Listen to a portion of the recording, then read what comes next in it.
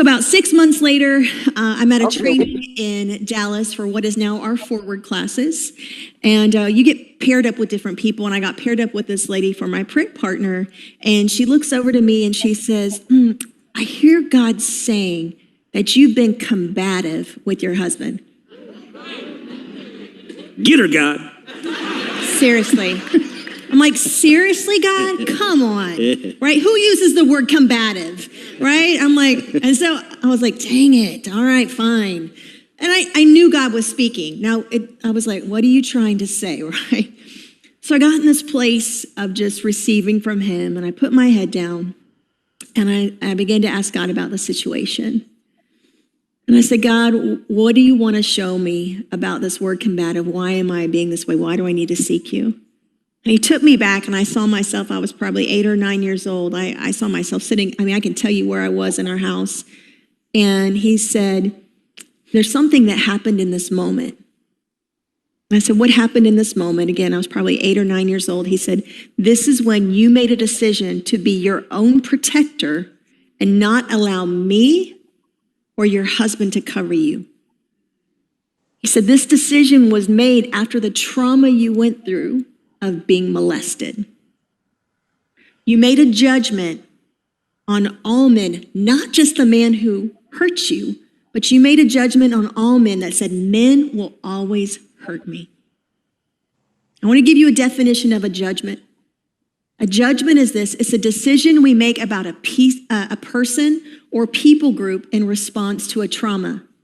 That could be men are always going to hurt me, right? Like I just said, it could be women are always going to try and control me, or women will never truly give me what I need. It could be my body is dirty, my body is unclean, nobody's ever going to fully love me.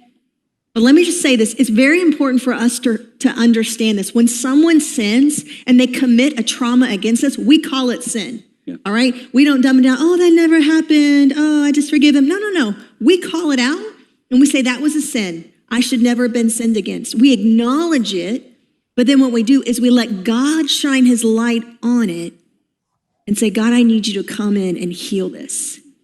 We have to be so careful not to make permanent judgments based on a temporary trauma that doesn't dismiss the sin that was committed against you, but we don't want to make a permanent decision for people groups moving forward. Because the reality is, if you hold on to that trauma, if you hold on to that judgment, what ends up happening is you form an inner vow, right? So for me, right, I formed that inner vow and I was like, all right, I'm going to protect myself. Nobody else is going to protect me. See, an inner vow is this. An inner vow is a decision on how life works, but it's rooted in judgment. It's a decision on how life works, but it's rooted in judgment. So for me, the inner vow was, men are always going to hurt me, so I'll always have a backup plan in marriage. Even though I'm married to this amazing, godly man who loves Jesus, I'm always going to have a backup plan, right? That was my inner vow. For you, it could be, I'll never let anyone get close to me again. I'll never trust anyone. I'll never let a woman control me. I'll never let a man control me. It could be, I have to always look perfect, or I don't need to feel pain. I don't feel pain. I just learn from it and move on. When we don't deal with those things and allow God to shine his light on it, it just stays there. And we can form those judgments and inner vows. Leviticus 5 verses 4-5 says this: suppose you make a foolish vow of any kind, whether its purpose is for good or for bad. When you realize its foolishness, you must admit your guilt. When you become aware of your guilt in any of these ways, you must confess your sin. So here God's showing me I've been combative, right? Here's the scripture that tells me this is what I'm supposed to do with that. This is what I'm supposed to do with that judgment and inner vow. So I came before the Lord in a bawling heap of crying mess and snot and just said to him, God, I'm so sorry. I am so sorry. Would you please forgive me for the judgment that I made on all men, for the inner vow that I created on me being my own protector? Would you forgive me? I want to receive your healing. And then I came home and in a bawling mess of snot as well, and crying, I said that same thing to Johnson and he forgave me. And when that happened, this deeper connection with Jesus happened inside my heart and my soul. And this freedom came. And it came in my relationship with Christ, but it also came in our relationship with one another as husband and wife. Yeah. So how I get this mental picture of a judgment and an inner vow is almost like a walnut, like a pecan, something like that, where an event happens, a wound happens, and a judgment is, like she said, is basically, just imagine a judge, right? Gavel in the hand. So a judge is, hey, a man did that or a woman did that, and bah, bah, bah, that's how it is. I have now decided everybody who looks like that is that. I take it outside of sex.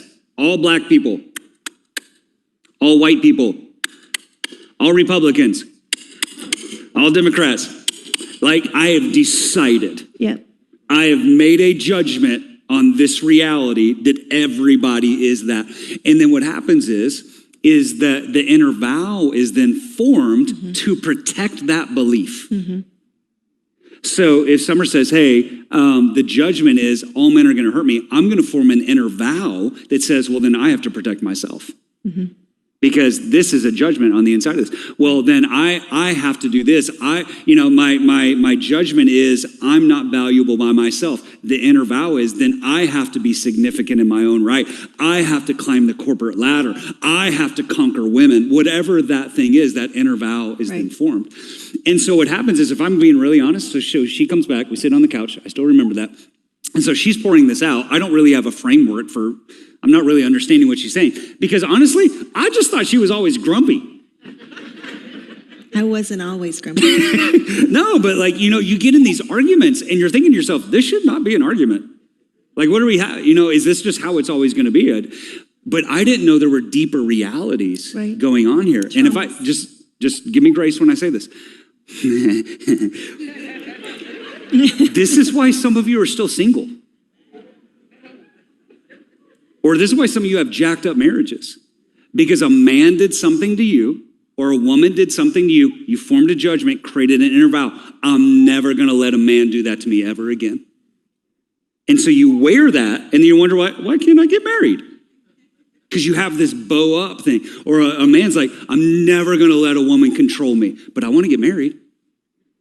And so as soon as it smells like that, as soon as she says something that reminds you of mom, fly off the handle. And you think, well, this is just how it is.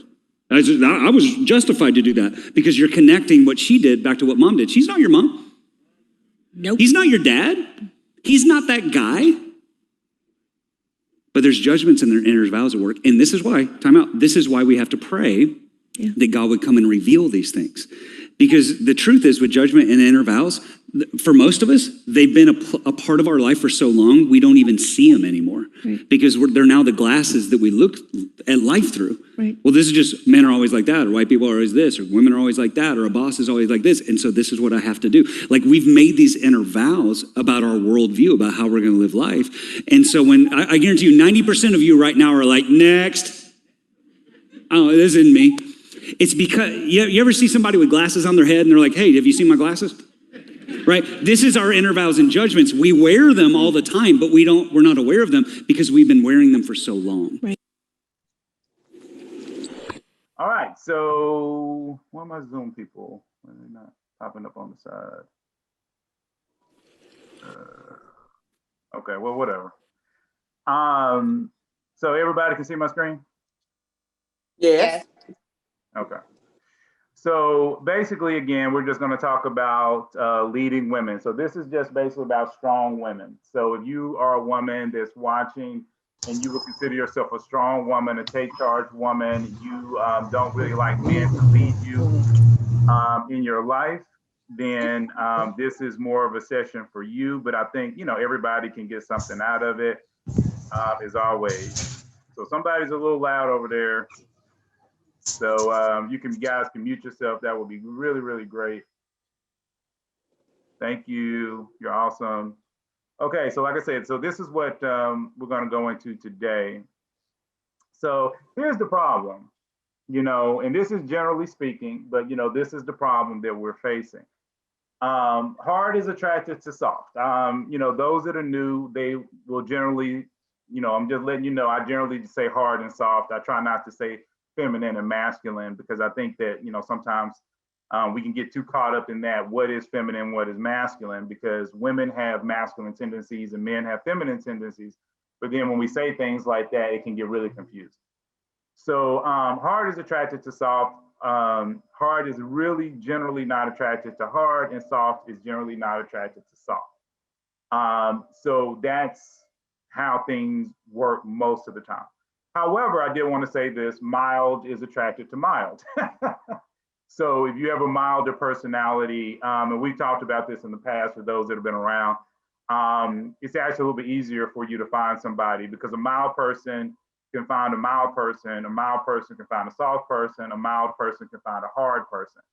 But it's harder for those who are really on that far end of the spectrum. Okay, so when we start talking about the traditional concepts, we're saying that women are generally the ones that are soft and men are generally the ones that are hard. And there's part of our brain that kind of wants it that way. You know, even though we're in the 21st century, even though there are billionaire women, we still have this concept that we want, people to kind of line up with this. And that is kind of very, difficult many times in our current situation. So we know that not all women are really soft, and many men are not hard as far as personality is concerned. So let's go to the history. And they kind of talked about this in the video, but the history of this, generally speaking, is that it's kind of like what they said in the video, is that someone was hurt. It doesn't have to be you. That's the thing that I've learned. And I know we have a lot of different races on this, particular video set, but I know for a lot of the women that are on here, being African American, there's a huge hurt in the past. And that does need to be acknowledged, sometimes. Now, I'm not going to go to the deep history of it, but, for those that do not understand that history, basically Black men were basically ripped away from the family unit. That was something that happened throughout slavery and Reformation, all the way up really until the 70s. Men were ripped out of the families. They could be ripped out for multiple reasons. It was very easy for a Black man to be arrested for absolutely doing nothing. And there's a lot of movies and historical things that you can look up if you're just that interested. But what this has caused is that it caused a backlash where women felt as though their men could not protect them. Now, this does not have to be a Black person thing. It could be a white person thing. It could be a Latino person thing. It could be an Asian person thing. This has nothing to do really with Black or white. But what the concept here is that somebody somewhere was hurt. And that hurt led to a judgment. And so what happened was, not only did the woman many times, because a lot of times this deals with women, not always, but sometimes, try to say, hey, I'm going to protect myself, and I'm going to secure myself and be strong for myself, but I'm going to teach the same thing to my daughter. And then the daughter would teach it to her daughter. And then that daughter would teach it to her daughter. And it would be generation after generation after generation. And so the problem with this is that all those women were doing the best thing that they could at the time, because they were just trying to survive. But the issue that we're having now, which is, one of the main reasons why we're doing this particular lesson today, is that we're in a place where, honestly, women don't have to be as hard as they used to be. Women do have rights, and many men do respect those rights that women have. So there's not as much of a need for women to be quite as strong as what they used to, to be in the past. Not to say that they can't be, but there is, I'm just trying to, like I say, give an overview of a lot of stuff that's going on, because there's always been strong women. There have always been strong women throughout history, and we'll get into that in a little bit. Okay, so here are the 4 choices that I've been racking my brain over. Besides, I've also recognized that I might have a part 2 of this, because I think this is too big just for one. And I do think that God has shown me a few things, but I feel in my spirit that there's something else that he wants to reveal. And I don't know if that's going to come at a future time, because maybe there'll be a member that will have that type of information, or if there's something else that he's going to want to do. But I do feel that there's something else coming. But anyway, so there's 4 choices that you can really think about. The first one is what I hear a lot on social media, including YouTube. And this is the whole thing. A lot of people will talk about it with feminine energy. And I hate, well, not fully hate, but, when I put it behind fake it, that does not 100% mean that, you're faking feminine energy. But when I'm talking about becoming someone else, there are a lot of people that will encourage you just to be feminine. They don't care. They don't care how strong you are. They just want you to be like, oh, baby, you take care of it. I'm over here, he. And, for a lot of women, that's not who they are. They want to have an opinion. They want to be strong, and, they want to do those things. They like to do those things. And feminine energy doesn't mean that you're faking it. But what I am saying is there are a lot of people that will encourage you to fake your feminine energy. It's one thing to fall into your feminine energy. It's another thing to fake your feminine energy. So this is a choice. It's not a choice that I would encourage anybody to do, but this is a possibility for certain people. The second thing is stop worrying about it and just find you a softer personality guy.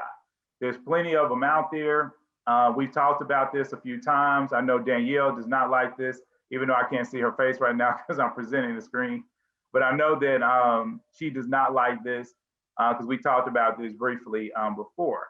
And the reason why is because, like I said, hard goes with soft, soft goes with hard. So if you're a woman that has a very strong personality, it's very likely that you run into very soft men, because soft men are attracted to strength, just like a soft woman is attracted to a strong man. So it is a possibility. You could be like, forget it. I recognize the guy will be softer, but as long as he loves me and he doesn't cheat on me and he's mature, then I'll deal with it. The next one is that you could try to find a best friend scenario. Now, for all the new people on the call, there is basically 2 things that I say that 2 types of relationships that I believe that you can have. The first is what most of Hollywood and a lot of people say that you can have, which is the best friend scenario. And then the second one is what I actually was in before, and kind of what we're talking about now is just the whole hard soft scenario. So when you're in a hard soft scenario, it's not really like that person's your best friend. It's more like they are your romantic opposite. And you'll find very strong connection in being in a romantic opposite type of relationship. But for many people, to get back to the best friend scenario, this is where your personalities are almost the same. And you can make this work, but it's going to take a lot more effort, because there's going to be issues when you have 2 people with very strong personalities. And again, I want to make sure that we understand what strong personalities are. Strong personalities are take charge personalities. Strong personality people have a hard time when things are not going well, when they're not organized, when things aren't happening in a certain timely fashion, and they have kind of a gut instinct to kind of get up and take control. If you are that type of woman, then you have more of a strong personality. And then the final version is to find a stronger guy. Just simply find a stronger guy. But this is easier said than done. And when I've talked to many women that have been with stronger men than them, when they are admittedly a strong personality, they have admitted to me, and there have been women literally in this group that have admitted they have fallen into abusive relationships. And the reason why for this, for all the new people, is what we've studied, when we start talking about Enneagram and just personality, is that there really is a place where there's just no more strength. There's just no more. And a lot of women feel like the man has to be stronger than me. He has to be more powerful. He has to be more commanding. But there is a place where a man is no longer really being strong, he's being a jerk. And a lot of women will fall into that trap because they're trying to find this strength that is stronger than them, but he's not stronger than you, boo. He is just a jerk and he has an attitude. And you are thinking, oh, this is great. And then you're trying to soften him up just a little bit so he'll be nice, but he's really in a bad place in his life. And therefore, he will never be that guy that you're really looking for. Okay, so here's the power of feminine energy. So on the very far left, we can just see some feminine qualities and masculine qualities of what people will say are masculine and or feminine. And I know all of you are probably thinking, okay, what's up with these three people on the right-hand side? Well, I love Dateline. Dateline is just awesome to me. And I've always been attracted to the murder mysteries. I don't know why, don't ask me why, but I always like it when I can find some woman out there that can convince a man to kill her husband. Don't ask me why I'm fascinated by that. Maybe that's a protection thing with me, trying to make sure nobody's out there trying to kill me. But this lady, that is what happened. This particular lady convinced this guy to basically kill her husband. That is actually the true power of feminine energy. See, when a woman is truly in her feminine, she actually gets a lot of control. A lot of women don't think that feminine energy is powerful, but it actually is powerful. It's the difference between a woman getting up and saying, okay, I got to do this myself, versus you basically just whispering in the ear of your lover and saying, hey, I want you to do this for me. And then they get up and they do it.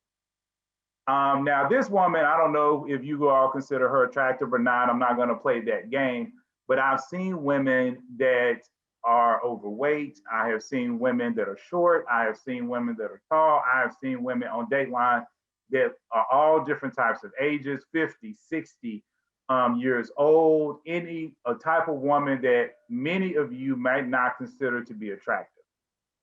And through the power of feminine energy, she was able to get what she wants. Tashawn actually brought this up last time that we were talking, because she was saying that a lot of larger women, because the issue that came up with talking about thinner women being more desirable, but she made the point that a lot of larger women, if they are fabulous, they can end up with some very attractive men, and those men are very happy to be with them. And that is true. That has always been true. But that's also that concept of being your best self. And for those that are new, I talk about that a lot. And for those that have been here forever, you guys have heard me talk about that forever. A lot of people, period, men and women, do not walk in their best self. But when you're walking in your best self, a woman can do almost anything. And there are men literally that have gone to jail for women. They will cover them up, say, yeah, they know they killed the man, but when they're put on trial, they're like, I killed her husband. She had nothing to do with it. She didn't say anything to me. I just thought he was abusing her, so I went out and I did it.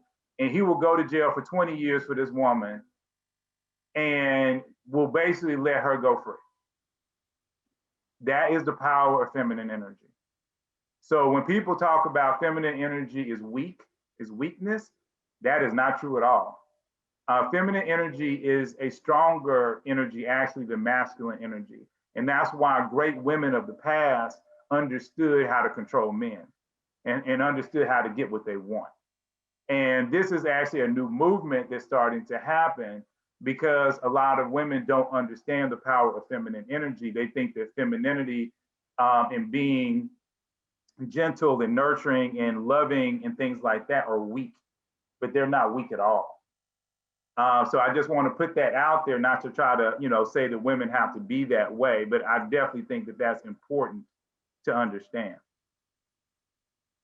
Okay, so this is standing in the gap. And some of the women, again, that have been around have heard me talk about standing in the gap. So basically, what is standing in the gap? Basically, what this means is that you're in a position, just like we talked about before, from a historical perspective. If you are a woman that is, excuse me, 2 or 3 generations in, where your mom was strong, your grandma was strong, and none of these women were able to actually keep a man around.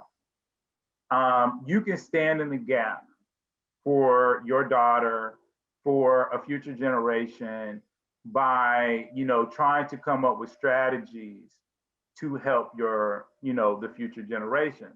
That, again, that does not mean that you have to demean yourself. It doesn't mean that you can't be powerful. It doesn't mean that you can't be in certain situations. A lot of times it just means that you stop teaching your daughter or sons to follow the same pattern. You teach your sons to be strong. You teach them to say, hey, you guys will one day lead a family. And so therefore, I am not going to baby you. Your life is going to be hard. And then you teach your daughters, their baby, I want you to have the ability to take care of yourself. But at the same time, I'm also saying that, you may find someone who will take care of you. Not saying it will happen, but you might find that. And many times those are just things that you can do to try to stand in the gap if it bothers you. Because if it bothers you, then it might bother someone else. A lot of the things about this group, the creation of this group, honestly, was in certain ways me trying to stand in the gap. My relationship failed. I was trying to figure out why it failed. I learned a lot about the failure. So I was like, okay, well, if I went through this, then maybe there are other people out there that have gone through this as well, and or may go through this in the future. So what can I do to try to stand in the gap so that we can, give future generations to be a little bit better than what they are now? So that's just the whole concept of standing in the gap. So here is what God actually showed me, believe it or not. This is all that stuff in the past is just things that I found and or tried to understand, because this one, like I said, this is a very difficult conversation to have. So I'm asking everybody to have grace as we go through this day. But one of the things that God showed me, and this is the main thing that he showed me, was that I do know several strong women who actually are married and or were married and were happily married, and 2 of them were actually stay-at-home moms. So God kind of put in my heart, at least I think he put it in my heart, to really talk about where your focus is. And I think that that's a key element. And they kind of said that in the video, where Johnson was kind of saying it at the end, where he was talking, it sounded more like he was talking to men, but I think it can be translated to both. Because even though you might have a strong personality, the concept is, where is your primary focus? Is your focus on your life? Is it on your children? Is it on rest? Is it on fun? Is it on climbing the social ladder? Where is your focus? Where it should be is on God and your partner. Really, beyond those two, that it's actually in the wrong order. The proper order for your focus of life is to be God first, then your partner, then your children. Your children do not come over your partner. That is one of those things, again, that's very hard. And I can understand it, especially for single moms that might be trying to, get married. It's hard for them because they're protecting their children against their spouse. So I think those are specific situations. But, if for somebody that's not married and they want to get married, and they don't have any children, your husband actually comes over your children. So you should be listening to him. You should be trying to work with him quicker than you're trying to figure out how to get things to my children, because you want the children to have things first. And this is where we talk about focus, because if you are a powerful woman, but your focus is your husband and your focus is God, then you're still okay. most men don't really have an issue with that. The issue is if your focus is on your job, especially that one. That one's the one that I think is hurting more people, men and women, than anything else. Men kind of got the message because we have even commercials that will encourage men to, take time out of your busy schedule and spend time with your wife. There are commercials that joke on that. But there are women now that are doing that. Women have now put their careers above their partners. And it's hard for men to, sit around and basically be waiting on their wife, or their wife has a hard day at work and it's all the time. It's not just a period of, okay, we did a release or we did this or we did that or we had a cut over, depending upon whatever your job is. But it's continuous because now this wife is trying to become the VP and then she wants to one day become the CEO. That becomes a lot more difficult. Not to say you can't have it, but again, it just becomes a lot more difficult. So that's just the thing, and I think that's the main thing we can talk about is just the focus. But one of the things that I thought was really interesting, and I actually heard this on a podcast, and I wish I remember what podcast it was, but it was basically some guys, and they were sitting around talking about the new issues of what's going on in our world as far as powerful women and different things like that. And one of them said the most awesome thing. He was like, "I wish we could find more women who are brave enough to just be feminine." And I was like, wow. That really kind of blew my mind because there is a stereotype now that is pushed by certain agendas that is trying to encourage women to be masculine, encourage women not to be feminine, not to be at least what we consider traditionally feminine. And that actually should not be. People should have the ability to be whatever it is that they want to be. I am not trying to encourage anybody to, like I say, fake the funk. I'm not trying to encourage anybody to soften their personality. Those that have been around me for a long period of time and have been in these meetings know that I'm always about being your authentic self. But I've also always said that there is a point of where you have too much stress. And then there is a point where you need to basically make sure that you are as mature as possible. Because there's one thing, for instance, if I go into, let's say, a restaurant and the waitress gets my order wrong. Well, I can look at her and I can cuss her out and be like, "Girl, why you blah, blah, blah, blah, blah," and I can just go off. Or I can be like, "Oh, I'm sorry, you got my order wrong. Are you having a bad day? Is something going on? Can we talk about this?" Or whatever, I can try to be nice to her or him or whoever it is. I can try to be nice. See, that's the mature thing to do. That is the Jesus thing to do. That is what we're called to do as Christians. But many times we don't get that. We don't understand that. And that's what I'm talking about when I'm saying personality. Just because you have a strong personality doesn't mean that you have to be rude. It doesn't mean you have to be a jerk. Being a jerk is your choice.